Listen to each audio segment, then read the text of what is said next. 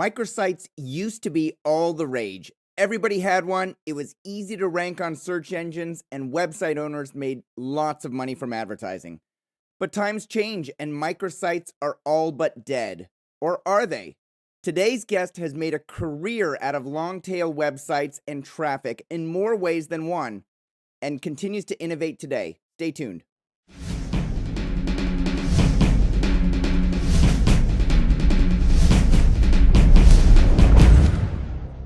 I have 3 short sponsor messages before we get into today's show. First, if you have a great domain name and nothing to show when people visit, you're missing out on potential advertising revenue, leads, and partnership opportunities. NicheWebsites.com can build you a site quickly with a price option to suit any need. But as their tagline says, they don't just build websites, they build businesses. Second, if you're buying or selling a domain name or a portfolio and you want an estimate of its value, Estimabot.com is the place to go. Just like you'd visit Zillow.com to get an estimate of a house value, Estimabot.com provides key information about the most important statistics so you can make an informed decision based on data. Finally, DNX.com is a domain name exchange that uses a reverse auction platform to provide fair market prices for quality domain names that are manually filtered by an experienced broker. At DNX.com, domain prices drop until someone decides the price is right. But don't wait too long or the domain you love might be purchased by someone else. All 3 sponsors have a clickable banner in the upper right-hand corner of DomainSherpa.com. Here's your program. Hey everyone, my name is Michael Seiger and I'm the publisher of DomainSherpa.com, the website where you come to learn how to become a successful domain name investor and entrepreneur directly from the experts. We're all aware that Google updates called Panda, Penguin, and EMD try to suppress low-quality websites and content. Today's guest started out building hundreds of niche websites, but has changed his strategy over time. We're going to find out what he's learned over the years and how we as investors and entrepreneurs can make use of his learnings. Joining us today is Spencer Hawes, owner of Longtail Media, publisher of NichePursuits.com, and owner of the Longtail Pro keyword research tool. Spencer, welcome to the show. Hey, Michael, it's great to be here. I appreciate that introduction. And it's lovely to have another Washingtonian on the show. Of course, I'm on the West Coast, and you're across the mountains over in which area? In the Tri-Cities area, so definitely eastern side of the state. But yeah, always great to have somebody from Washington doing business. Great. So you started developing niche websites for additional revenue back in 2011. At the peak, how many niche websites did you have up and running? Yeah, so definitely. I had really started dabbling around with niche websites a little bit before that, Okay. but 2011 was kind of the peak where things were going great. I actually, when I quit my job, was early 2011 because I was making so much money from these niche sites. Right around 200 sites is about what I peaked out at. I don't know the exact number. Once you get over that amount, you kind of lose count, but it was right around 200. Yeah. And how much revenue did you generate in your peak month with all of the websites hitting it at full cylinders? So the largest month that I did was just over $16,000 during the 1 month, and most of that was from Google AdSense as a monetization strategy. Great. And so, just to contrast it, today, post Google Penguin, Panda, EMD updates, how many websites do you have up and running? So I still have maybe 100 of those, okay, or so, and they're all in varying degrees of either development or amount they make or amount that I pay attention to. Some are just making enough to make it worth it, maybe only a couple of dollars a month, but hey, all it costs me is $10 a year to renew that domain. So. Right. And so are you willing to say roughly from those 100 websites how much you generate, not counting, let's take out your big website, NichePursuits.com. Let's, of course, your Longtail Pro, which is a software website, but your other niche websites. Yeah, so I will say that I'm making maybe about a third of what I was making before. Um, so at my peak, 16,000. So it's, probably just under a third of that or Yeah. something. So in the thousands. So still pretty good Yeah, pared I mean, it's down still to, a few $1,000s a month for yeah. sure. Yeah. All right. So let's start the story with a definition, Spencer. What is a niche website?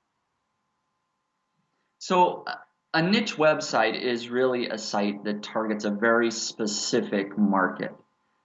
That's how I view the definition. And typically, when we're thinking of websites, we're thinking about a specific keyword, if you will. So um, it's just not about knives. It's more specific. It might be survival knives, and even more specific, a really niche would be, best survival knife.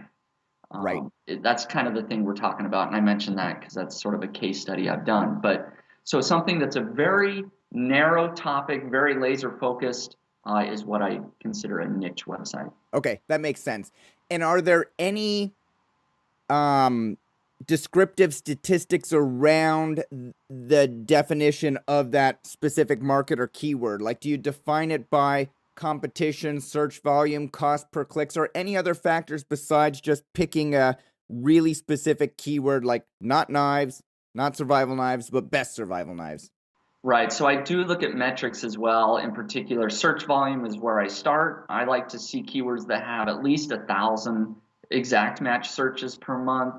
And that can go up from there. The most important thing to look at is level of competition within Google. I want something very easy to rank on the first page. But typically, those types of keywords are anywhere from 1,000 to, let's say, 8 or 9,000 searches per month are typically the search volume that those types of keywords are going to fall into.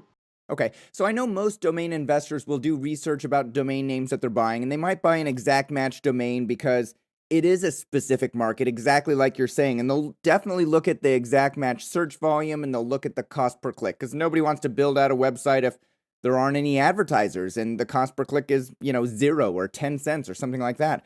But you also mentioned competition. So you want to make sure that you're targeting a keyword or keyword phrase that has low competition because something like automobile insurance that would be high competition is is that off the table? Is there no way for you to use your resources to rank a website well for auto insurance? Yeah, so the entire strategy is indeed to find things that are easy to rank for SEO wise.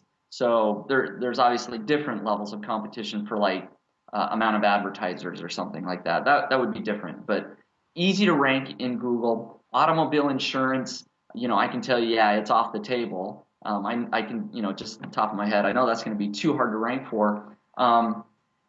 It was kind of the mistake I made early on through learning that I did try to go after some of these big markets, and no matter what I did, I couldn't get my site to rank. And so it was a mental shift for me when I said, you know what? If I just pick off these super easy to rank for, takes very little promotional or link building efforts to get to the top of Google, why bother with the difficult keywords? And so that's what I've always done.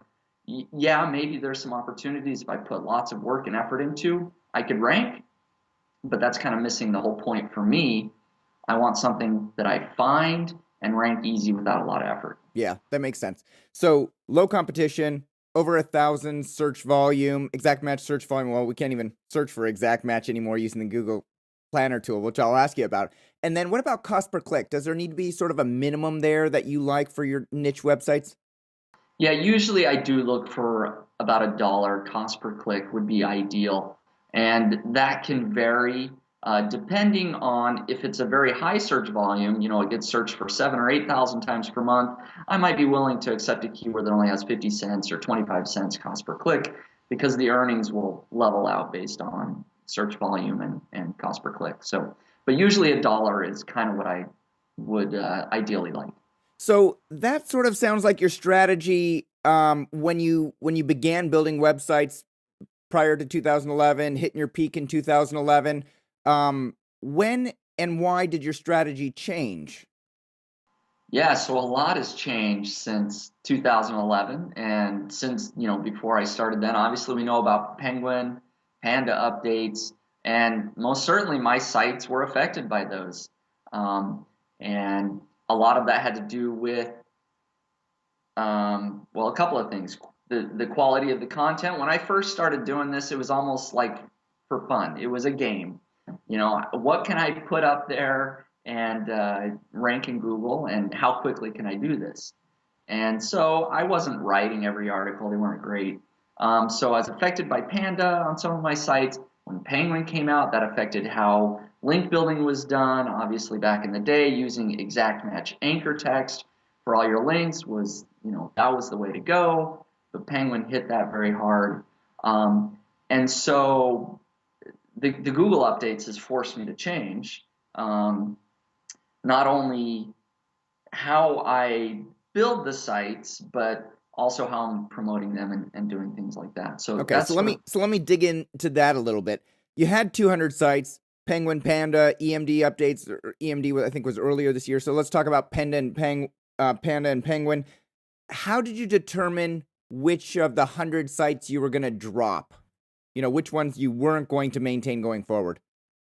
oh, well, honestly, that decision's pretty easy. I just look at the earnings, and if they're worth renewing, I keep them, sort of thing. Because these were very passive sites for the most part. There's something that if they did well enough on their own without me touching them, I kept them. So So sort of the winners would rise to the top like stocks, and if they were just dogs, you would just drop them. You close down the hosting account, you let the domain drop, and you're done.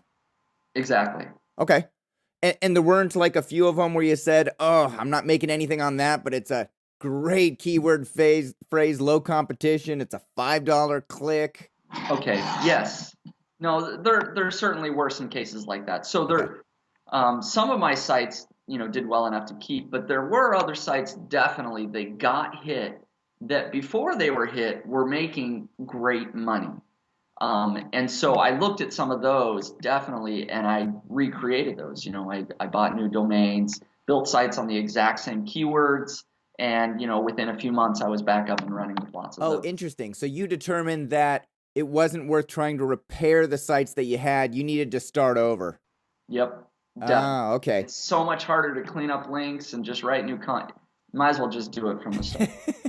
So you realized it was good enough to go back for a second shot, but the content wasn't very good.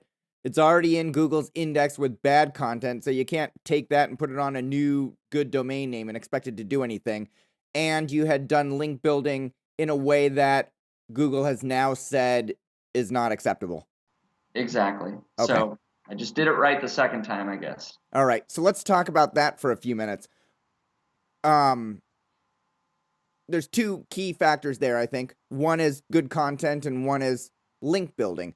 So, let's talk about the content first. How did you create, let's talk definition of terms. What is good content, Spencer? How do you go from a site that just has bad content to something today that has good content? And how do you define that when you're writing it or when you're asking others to write it? Yeah, so good content really is content that answers the questions of the person making the search. So if it's something that really addresses their problem and really answers their question, their query, then it's good content. Now that's a very fuzzy answer, but most of us know good content when we see it. I mean, there's varying levels. I'm not going to say mine's, Pulitzer Prize winning content, but it's sufficient content. When they type in whatever the phrase is, yes, they're getting the appropriate answer. And it's good English, good grammar, all those, basic things. Also a little bit longer content, instead of maybe 300 or 400 words that could rank before. My articles tend to be 700, 1,000, 1,500 words type articles, so a little bit more in depth as well. So, there are articles that go deep enough on a specific subject to fully answer somebody's question on that exact query. Yeah, definitely. And there's other levels. Again, I go back to my case study site, my best survival knife site. If people want to check that out, I find that is a good quality content. I created an original shopping comparison chart of all the different knives that's sortable by price and features. So, that sort of thing is good content that's useful. Yeah, and if anybody is listening to this and they want to bring it up, go to niche, Niche, pursuits.com. In the upper right-hand corner are the case studies.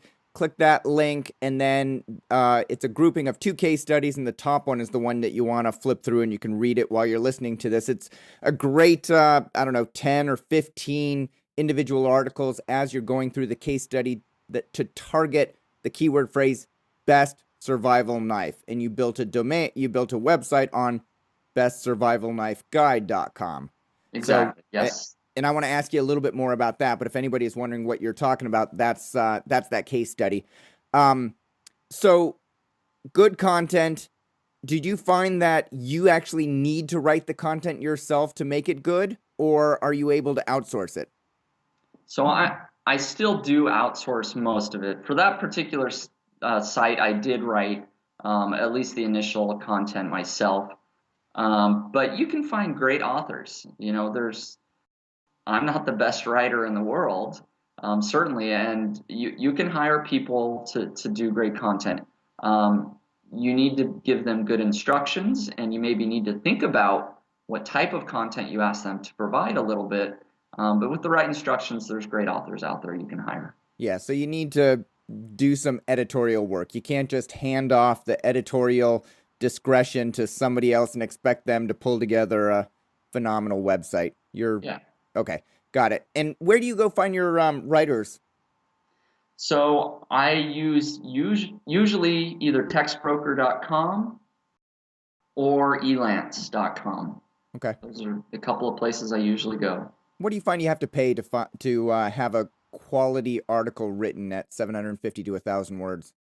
So on TextBroker, for like a level 4 author, I think it's around $20, maybe $18, something like that. And it's pretty similar on Elance. So I'll pay anywhere from probably, $15 to $25 for a 1,000-word article, just depending on. And do you find that you need to specify the title and the main points you'd like to make in the article, or do you just hand off the title to an author and expect them to do the research and come up with the main points and write it?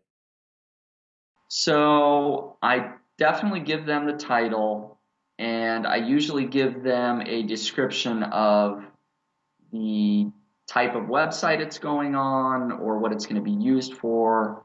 It really depends, but yes, a lot of times I do need to give them additional instructions, such as I want you to review 3 to 5 products in this category, and write, a couple of paragraphs on each product. Other times the title itself is quite obvious, what the article will be about. So it depends. Mm-hmm. Okay, so in sort of phase 1, when you first launched websites, you were putting out, lesser quality content.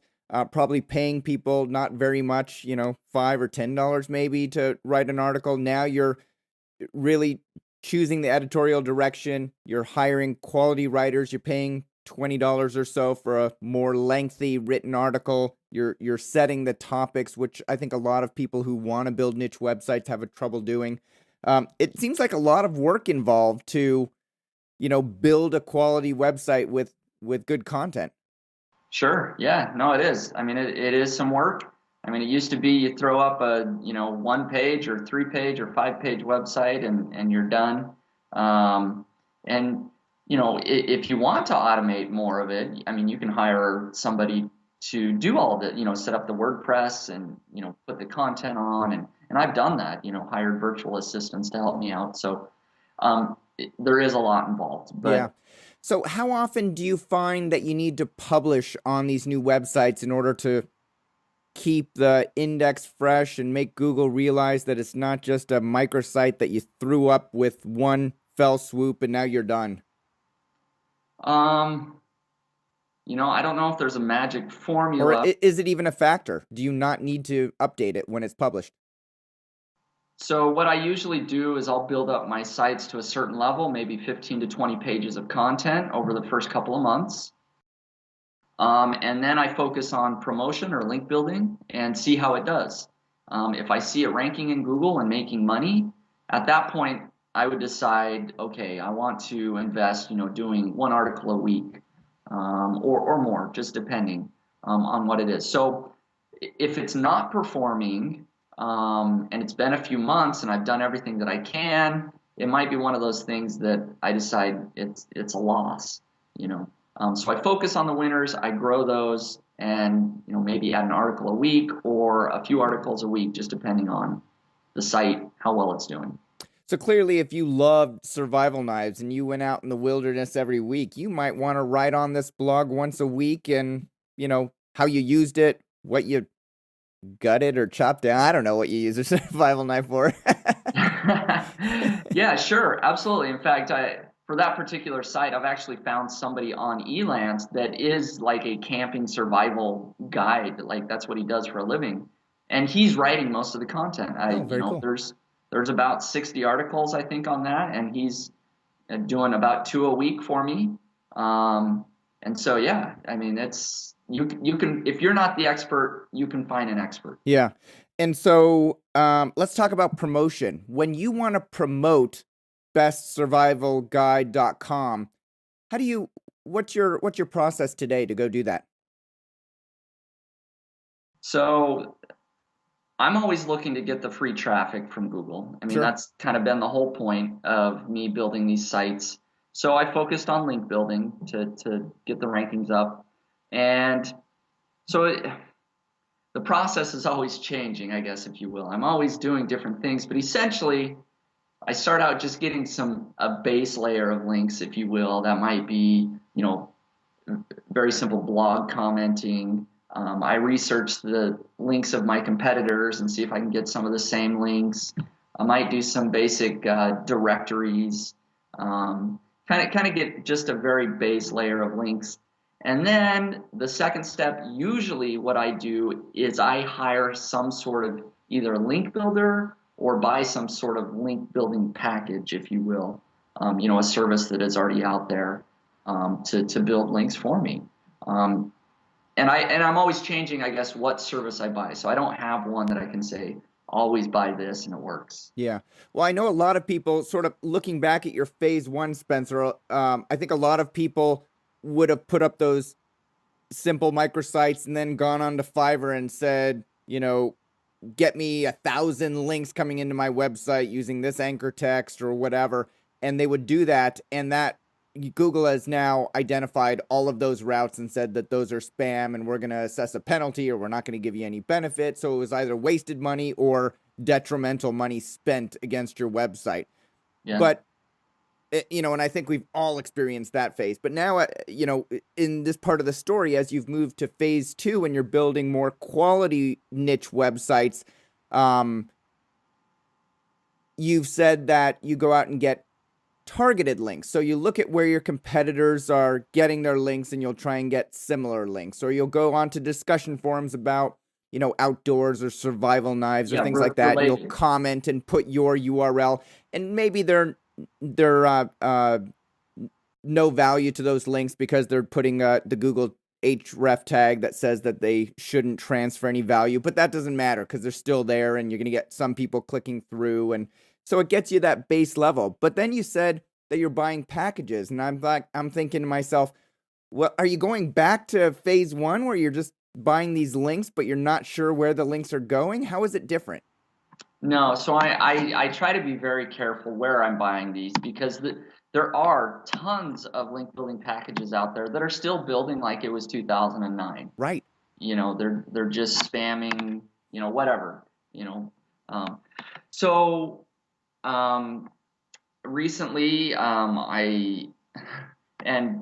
take this for whatever value. Some people will like this, some won't. But some of the best links that I've found are actually essentially expired domain networks or link networks that people have built up either privately or that you can purchase from them privately. I'm not sure if you're familiar with that, probably so. But you can get some great links from high either page authority or page rank, whatever you want to look at. Yeah.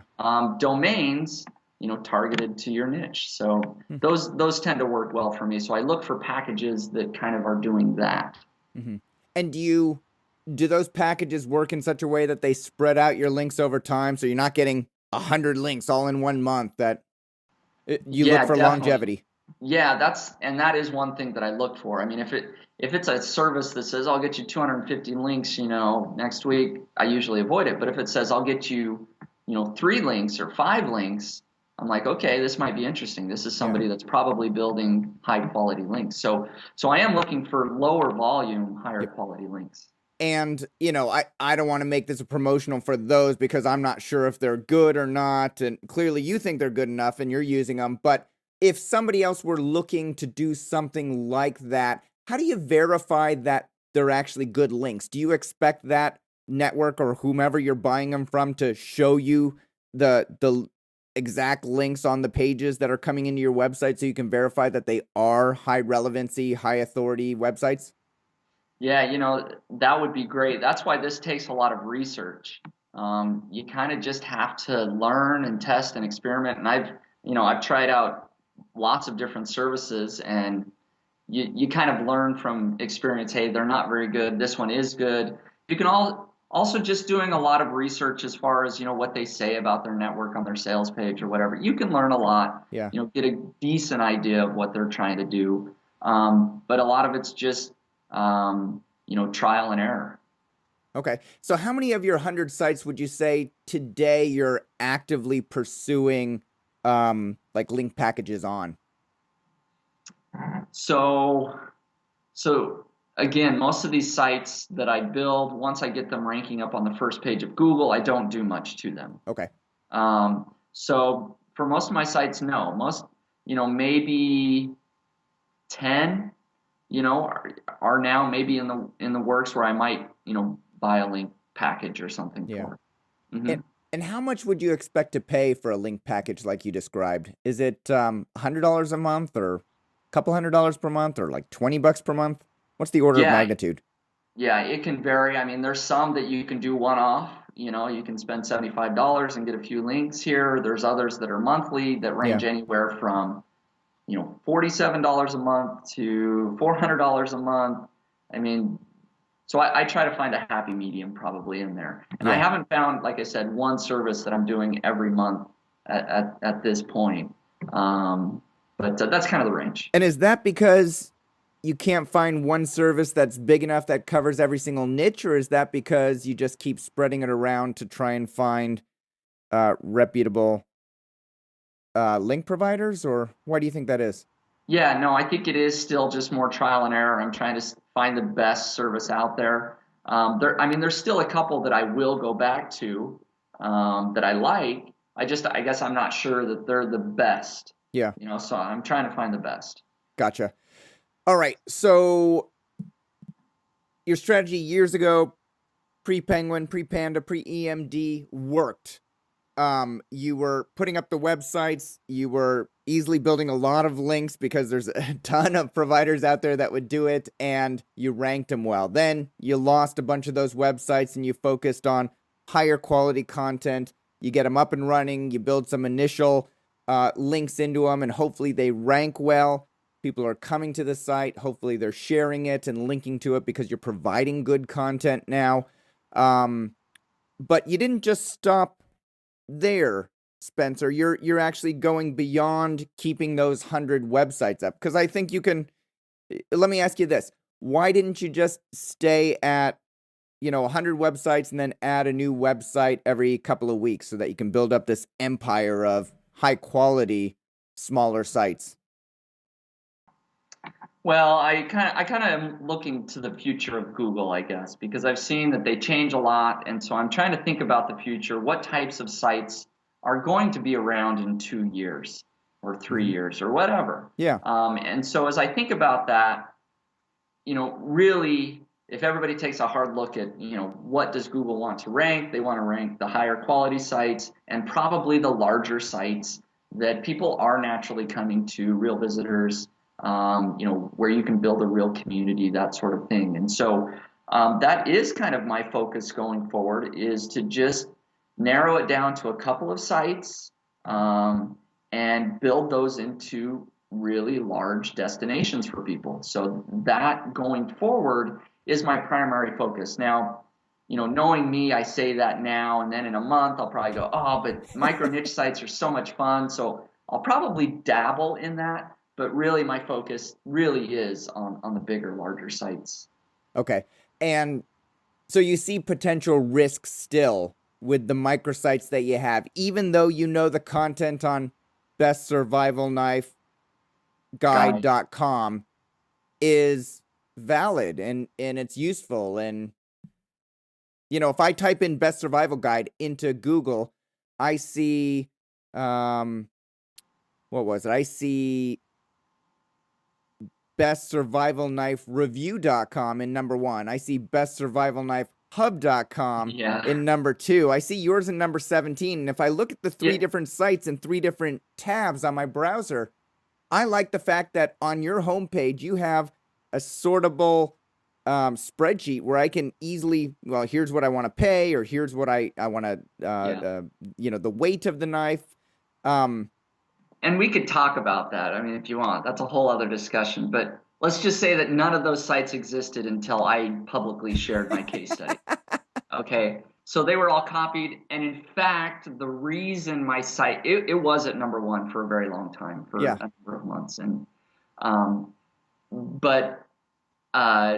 some readers of my blog decided to build links to my site without my permission. There was a lot of negative SEO. And if people want to look, I promise you, I did not build 10,000 links to my site, but that is what is pointing to my site. So I've sort of had a, negative impact due to my public case study. So yeah, so you did something good. You did a case study. You chronicled it over a number of weeks in multiple posts about how you ranked your website for best survival knife and got it up there, and how much you were making, and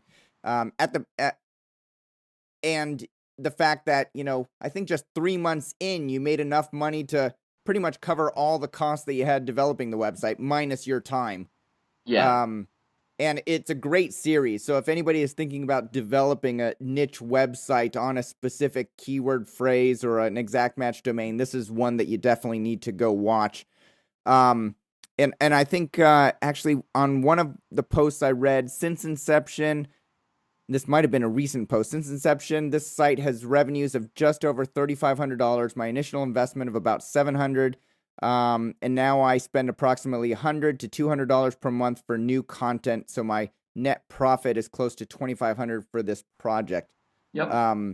And if I look at your update from September, Spencer, you actually made money last month, even though you've had some negative SEO from some unscrupulous people out there.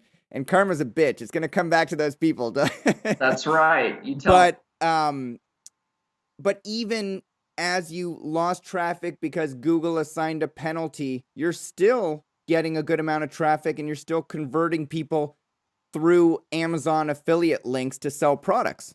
Yes, I am still making some money. That update you saw actually was before the update. So I think I made $800 or something in September, and then early October the penalty is assessed. But I can tell you, I'll make close to $300 this month, which is still pretty good with that penalty for sure.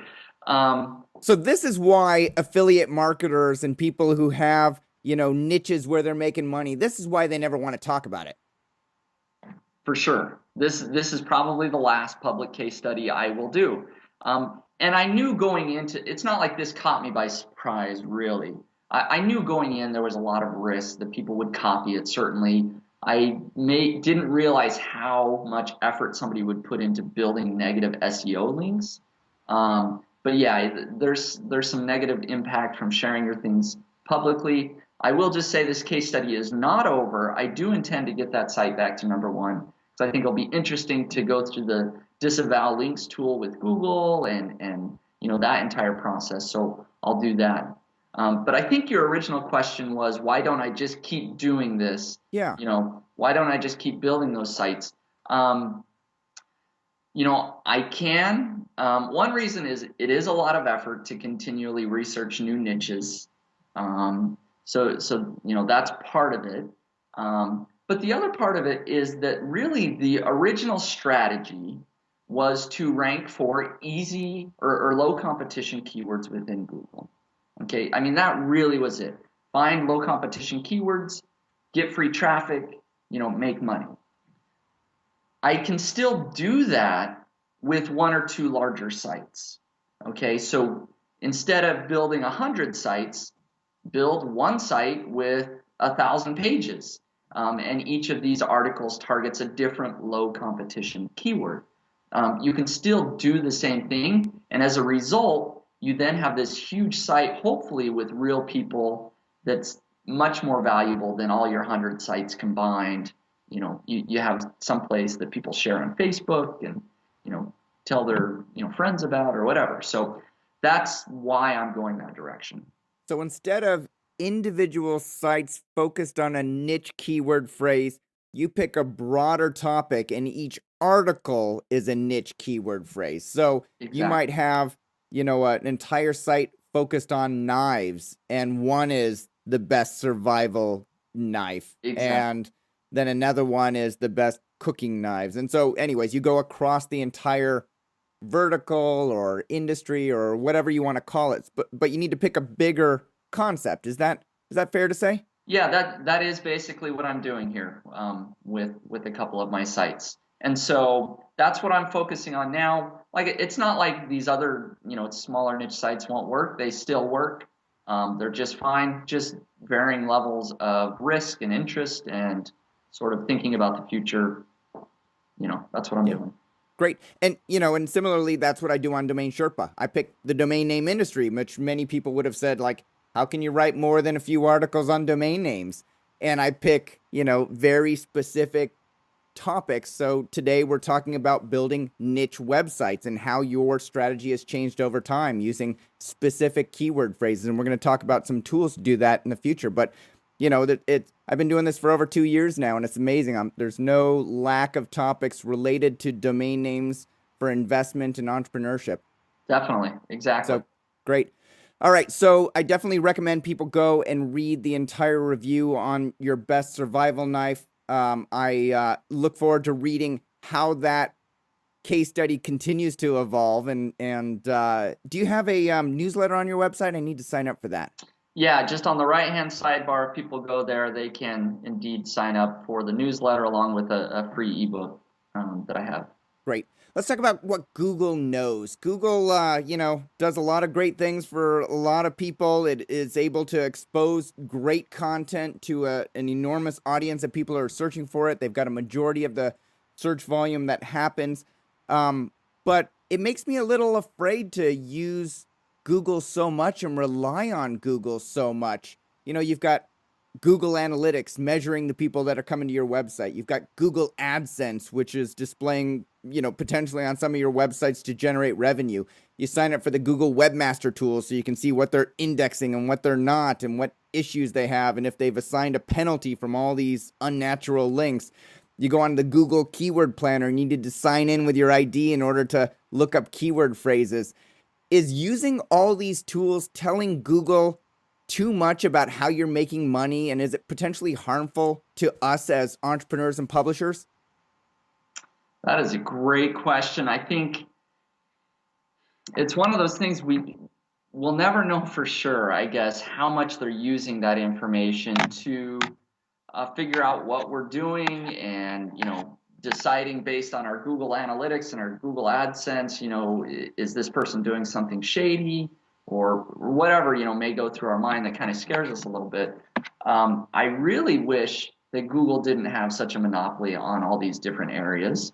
So I'm all about, if we can find some other service to do, analytics or, other things, I hope some competitors come into the market. I think it's needed desperately, but it's a scary thought. But it's almost a risk you have to take, at least in some aspects. Certainly, you don't have to use Google Analytics. You don't have to use Webmaster Tools. There are other options. Yeah. It just costs money for other analytical services or what have you. So let me ask you, on your 100 websites, do you use Google Analytics across all of them?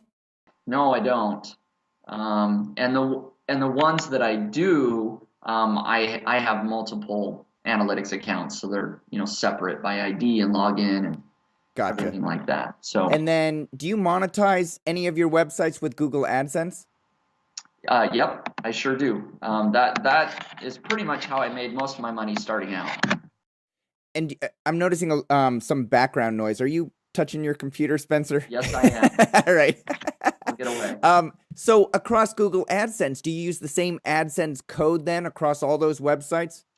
Yeah, unfortunately, there's not a whole lot you can do there. I do have, like a business account that has a Google AdSense and then a personal. So there's a couple there, but Yeah, because Google pretty much requires a business in order to deposit the money or your social security number exactly. in order to deposit. So yeah, it's sort of you can't open up multiple accounts under the same social security number. right. So there they know if they're assessing a penalty under one of your websites, well, maybe we should investigate these other websites too. They could, or maybe they don't. I don't know. Yeah. So you're kind of at the mercy there of Google. Yeah, but you definitely use different analytics logins so that they're separated, at least from that perspective. Yeah, I do have different groups, as far as Google Analytics. Yeah. And so keyword research is one of the other areas. I have signed on to the Google Keyword Planner tool, which I've done a tutorial about a couple of weeks ago since they've upgraded their tool. But it has some limitations. I remember less than a year ago, I downloaded and tried out another keyword tool, one that's called Longtail Pro. And before I realized it was your tool, I have used it, and it was very useful because it does a lot of things that the Google AdWords Keyword Planner doesn't do. So let's talk about that tool for a few minutes. How do you describe Longtail Pro to people who have never heard of this software before? So I tell them that it is a keyword research tool that helps webmasters discover niches or markets that they should go into. So that's the very broad picture. And then, of course, depending on how much people know or are interested in, I dive in from there. And so Longtail Pro is definitely promoted through your nichepursuits.com website. I don't consider myself a webmaster. I consider myself more of a publisher, but I like to do keyword research because I want to find out what people are searching for so that I can either write an article about it or find an interview guest about it or things like that. Do you find that a lot of your customers are downloading it for that same reason? Definitely. That is a big portion of the market of people downloading the software. Individual publishers, bloggers looking for post ideas, things like that. So when did you start creating Longtail Pro? So the initial idea for Longtail Pro was right around the same time I was quitting my job back in early 2011. So, January, February 2011 is when I hired a programmer to help me build the software. It was, I think, in June or July of that year that we released a beta version to some people to test out and started selling a beta version, I guess I should say, and official launch a couple months later after that. So why did you develop the tool at all, Spencer? I'm sure you were using the Google AdWords keyword tool, and you could look up and see what people were searching for from a long tail perspective. Long tail being, people might search for domain names, and that's the big head, but then the tail underneath the curve of searches that are done is much bigger for people searching for domain name leasing and domain name escrow and domain name, you name it, that long tail. Why wouldn't you just use the Google AdWords keyword tool at the time? So I did use that. I was also using competing keyword tools out there, like Market Samurai was one of the biggest competitors, but I just wasn't happy with the way they functioned and the usability of them. I was maybe a little bit different than other people in that I was searching for lots of different markets. I wasn't afraid to search on things like survival knives and vehicles and worm farms and coin collecting all at once. I just wanted to throw in a bunch of different seed keyword ideas, and it didn't matter the market. I just wanted the least competition type keyword. So the tools that existed didn't meet my specific needs. And so I created Longtail Pro to help you search lots of markets very quickly. And also there was some other shortcomings that I just some functionality of competitors, easier to sort and filter, and search for exact match domains automatically, and some things like that. I just saw a way to make the existing software that was out there better, and to do it faster, to meet my own needs. And of course, I knew there was a market out there willing to buy the software as well. How did you know there was a market? I had been involved on the forums and other places. I've been building websites for a couple of years. So when you are the, ideal purchaser of keyword tools, you kind of know what's out there, and you hear the grumblings and people complaining. I was the market, and I could hear it grumbling, if you will. And so I knew that people would buy this. Yeah. So one of the things so you mentioned a competitor, Market Samurai is one of them, and clearly the Google Keywords Planner tool is one of them. And I hate it when I go to the Market Samurai website and I cannot find the pricing for the life of me. And I go to longtailpro.com and I can see the pricing smack dab in front of me. How much does your software sell for? So standard price is $97 that we sell. And now there's two different options that you have. There's a one-time purchase of $97 that gives you lifetime, access to the Pro version. We also do have a Platinum subscription version that is $17 a month for some additional competition analysis features and a few other features that people really like. So cool. How many customers do you have downloaded your product since the beginning? So actual paying subscribers or paying downloads is close to 14,000. Wow. Roughly. Nice. Yeah. And you also have a free version. So if people, are hearing about this for the first time and, they are listening to you describe the tool, but they're not sure how they want to use it, they can download it and use it for a number of days, correct? Yep. There's a free trial. It's a 10-day free trial, and it does get them actually full access for the 10 days. So they can try out the entire tool for the 10 days, see if they like it. Excellent. So I know that there's, tens of thousands of domains dropping per day. Oftentimes people will run them through like estibot.com and they'll evaluate the value of the domain name, which is a function of a lot of different factors, including the search volume of the keywords that it slices up and the cost per click. But they can actually take all those domain names with the words that are split and copy out all those split words and paste them into Longtail Pro. And what might they find out from Longtail Pro that they wouldn't have found out just by using domain name tools? So I'm not 100% sure what, these other tools provide, but if you were to, paste in a list of, 2,000, words, yeah, it would give you the search volume per month. It would give you the CPC per month. It would give you advertiser competition for that particular keyword. And if you wanted, it tells you whether or not the exact match domains are available in lots of different extensions.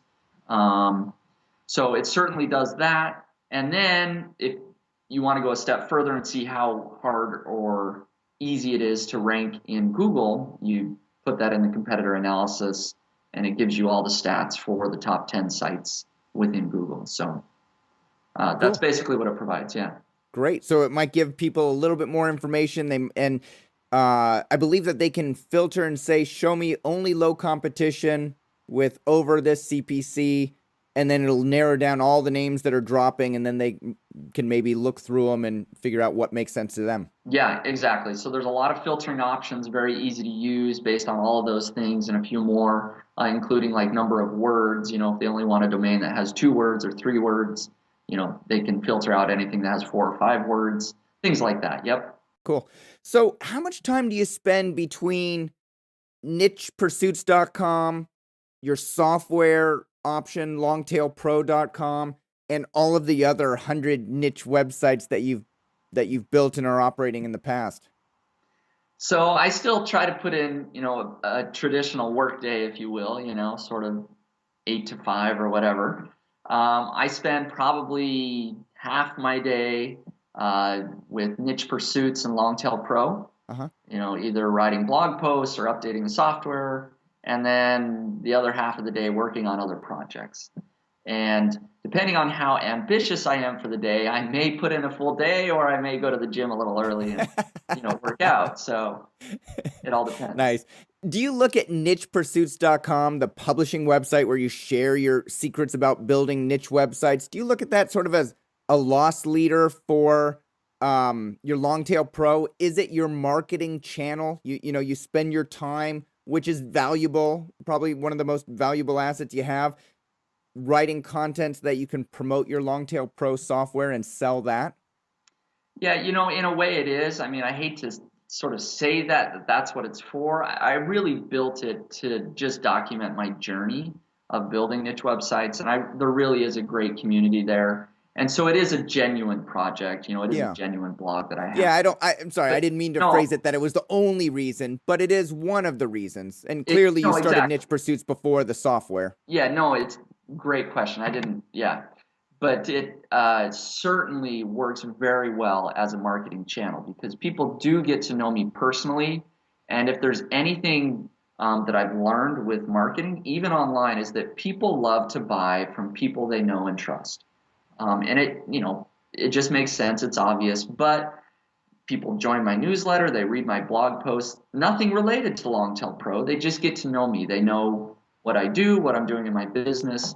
And of course, I've got ads for Longtail Pro on the sidebar. And when I do my case studies, like my survival knife site, I'm creating videos using Longtail Pro because that's what I really use. And so, yes, I get a lot of referrals going from Niche Pursuits over to Longtail Pro. It works very, very well. And so that does keep me motivated in a good way to keep writing on the blog, to keep producing great content. It's like, okay, the more I promote my blog, that I see that on the back end with more sales of Longtail Pro. Great. And so you've tried different niche pursuits over the years. I read at one point that you were building an iPhone app. Yeah. Did that actually get out the door into the App Store? It did. I've since closed it down. Oh, so what was that app? A raving success. So it was called Ad Alerts, and essentially what it was a Google AdSense sort of stat checker, if you will. You could check your earnings. But the unique feature of it was without touching your phone, you could have alerts go off. It could make a sound every time you hit $5 or $10 in additional earnings. So kind of a fun idea that your phone would jingle or whatever. Sure. Every time you made some money. It ran into some problems technically and never quite got worked out. But yeah, the nichepursuits.com it really is still created for the purpose of me trying out different small business ideas because I wanted to kind of move away from niche websites to diversify. Not that niche websites are bad, but when all your eggs are in the niche website basket, things can happen. But if I have iPhone apps, different businesses, software, and niche websites, then I have a more diverse portfolio. And so that's what I try to talk about on Niche Pursuits is other small business ideas. So yeah, I've done iPhone apps. I'm working on sort of another software idea in a different market right now, and probably we'll do some other things down the road as well. Cool. So would you say that your new phase of entry, although you're maintaining a lot of the things that you've done in the past, and they continue to be areas of focus for you clearly throughout every single day, moving towards larger websites with a software platform attached to them? Is that a fair, like you've done with nichepursuits.com with Longtail Pro? Yeah, I love the success that I've had there, and I want to replicate that. It works really well. And so I am going into another market where I'm trying to build a community, and I shared this with you privately before, but where I'm building a site, blogging with content, ranking for these long tail keywords to get traffic, but eventually I'm going to have a software product that I sell to this community. It works, it's a good business model. Yeah. So how do you how do you envision having enough time to start another large community like nichepursuits.com and spend the time to architect and oversee the development of a software program? If you're spending, half your day on Niche Pursuits and Longtail Pro and half your day maintaining a lot of the websites that you've done in the past, are you going to cut working out of the daily schedule, or I can't do maybe that. your kids aren't going to get any more time, or That's right. how My do you wife's not envision gonna it see going forward? Yeah, so it is a lot of time, and it's a problem I've always suffered from is spreading myself too thin, getting excited about different ideas. So we'll see how it goes. But on this other particular project, I do have a partner that'll be helping out. We'll be hiring a software developer. So hopefully my time will be limited to, more consulting and directing, of the projects, more just management that hopefully I can squeeze in. So, the time that I was spending maybe building lots of small niche websites, I'll be focusing, onto these other projects. Hopefully I'll still be able to fit it all in. Yeah. One of the other questions that I had about hosting 100 websites, niche websites or microsites, whatever you want to call them, that I've had is that I don't want to host them all on the same server so that Google can easily pinpoint those are all the same and they're all AdSense and maybe they don't have value. How do you wrestle with that? With 100 websites, how do you host them, update them if they're using WordPress, make sure that they're all functional? How do you manage just the logistics of that many websites? Yeah, so I had a virtual assistant helping me with that for a long time. I still do have, I have maybe a dozen different hosting plans, if you will. So they are sort of spread out, but Yeah. there are decent chunks of them still on the same hosting account. I've up until recently, I was using a product to help me auto update the WordPress installations and plugins, things like that. So it's not easy. Yeah. It is a big management project that I guess the way that I do it honestly is my money making websites, the ones that are really my top 20% or whatever. I make sure those are up to date. The other 80% may or may not be up to date, sort of thing. My attention goes to the money makers. Yeah. Do you use WordPress multi-site and have multiple websites on one hosting account, or do you keep them all on separate hosting accounts? Yeah, so they're not WordPress multi-sites, but they many of them are on one shared hosting account though. Yeah, but yeah. Got it. Recently, I've been using managewp.com to have all of my websites listed in one control panel so I can see the updates and click update and things like that. But you still have to go and check them. So, and I definitely don't have as many domain websites developed as you. Have you tried managewp.com Yeah, I before? have, and that's actually the service that I was referred to there. Yeah, I've used ManageWP, and it is great. It makes it a lot easier to update the sites. Yeah. All right. So we talked about diversifying your income, how you've entered your new phase, where you're heading with that. The one question that I asked you in the pre-interview, Spencer, that you said was good, so I'm going to ask you again. Google has identified the fact that small websites that maybe aren't updated very often in particular niche might be trying to game the system. How do you think Google differentiates between, a microsite built for AdSense and a small business website that is built for a real business, but just, has a business owner that doesn't understand the web and is not adding new content and maybe it doesn't look beautiful, but should rank well for, a keyword phrase, maybe in a certain geography or something like that? How do you differentiate those two that might actually look very similar to an end user? Yeah, so Google uses all kinds of different ranking factors that we know, and we know they do everything algorithmically. So what maybe looks good to you or I may look different to Google. All I can say is they do have at least a basic understanding of what quality content is. I don't know how advanced that formula is that Google has. But then the link, I would say the links pointing to the site are going to be a big factor there. Um, the smaller niche site that maybe has a lot of spammy links, maybe is easier to detect. The small business guy that doesn't update anything probably has one or two links total, Right. or something pointing to a site. So I would say the off-page factors play a big role in detecting that. But there's no reason that a one-page site can't rank. You know, it still happens. So it's not really the quantity of content that's on a site. It's sort of the quality of it and the off-page factors combined. Yeah.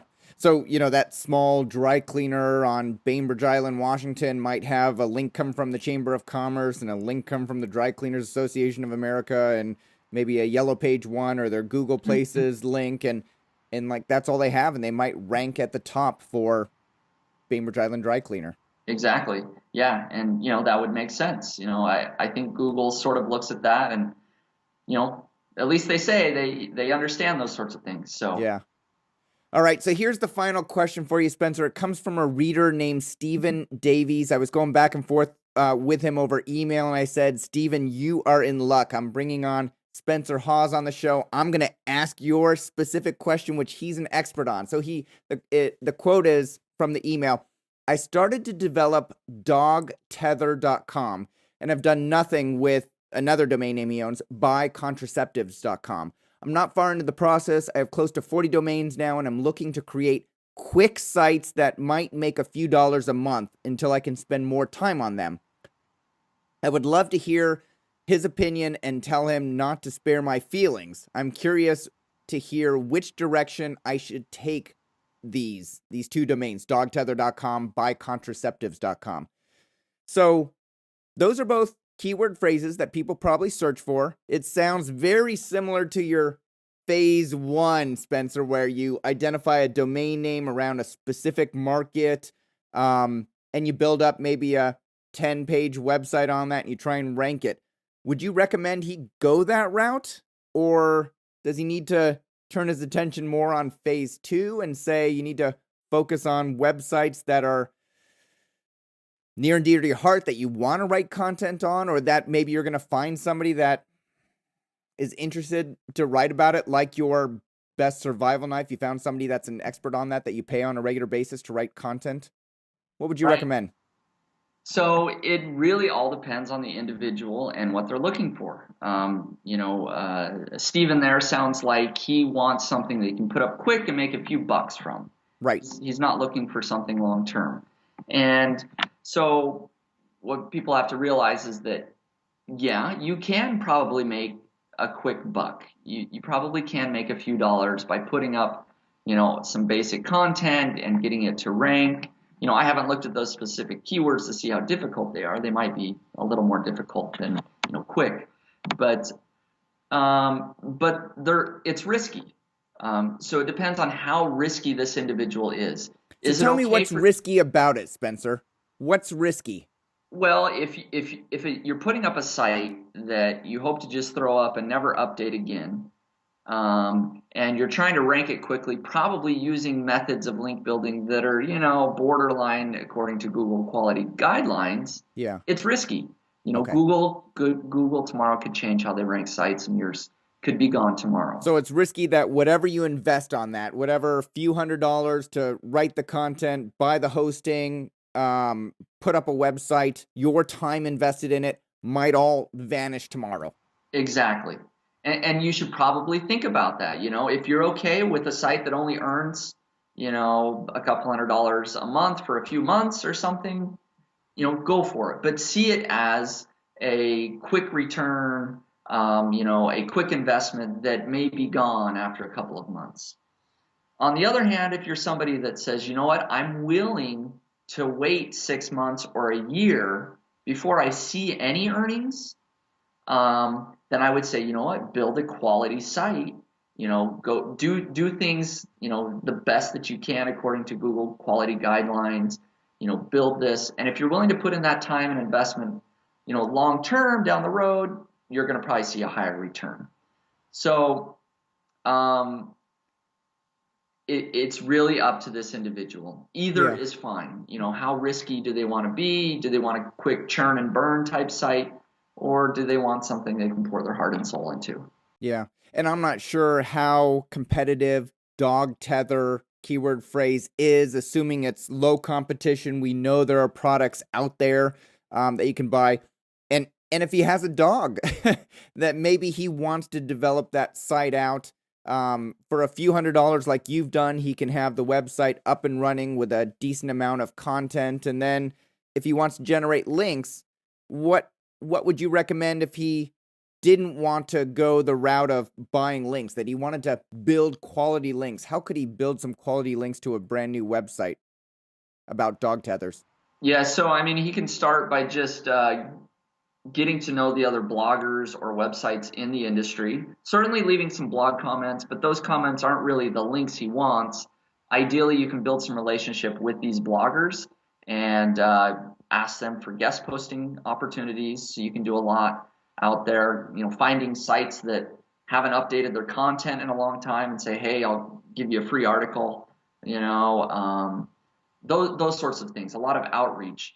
And then, you can think big and do like a content marketing campaign, some sort of link bait campaign, either write a huge article of, the best, dog training blogs on the internet and, send that out to everybody and hope they link back to you. Things like that. So Yeah, a lot of easy ways like that. You could, if he gave away a dog tether a month for people that shared it on social media or linked to it from their blog, then there's a ton of great links coming in using, and that would be easy. It would cost him, $20 a month plus shipping and handling maybe. Yeah, or do some contests, or something, there are a lot of different ways that you can do it. It just takes a little bit of time and creativity. Yeah. And you usually wouldn't do that unless you're in a market you want to be in for a long time. Now, if you own both of those domains, Spencer, dogtether.com and buycontraceptives.com, what would be your process to figure out which one you would want to develop first? So I would definitely look at the keyword itself, all the metrics we talked about, search volume, CPC, but most importantly, how difficult the sites would be to rank within Google. And I mean, just off the top of my head, dog collar sounds like a much easier one than buy contraceptives. Dogtether.com. Or dog tether. Yeah. Okay. Sounds like that would be a lower competition, but I would look at the SEO difficulty. Okay. Sounds good. All right. If you have additional questions for Spencer, please post them in the comments below the video, and we'll ask him to come back and answer as many as he can. Spencer Hawes, owner of Longtail Media and publisher of NichePursuits.com, as well as the Longtail Pro keyword research tool at longtailpro.com. Thank you for coming on the show, sharing your knowledge about building niche websites, and thanks for being a domain Sherpa. Absolutely, Michael. I appreciate it. Thank you all for watching. We'll see you next time.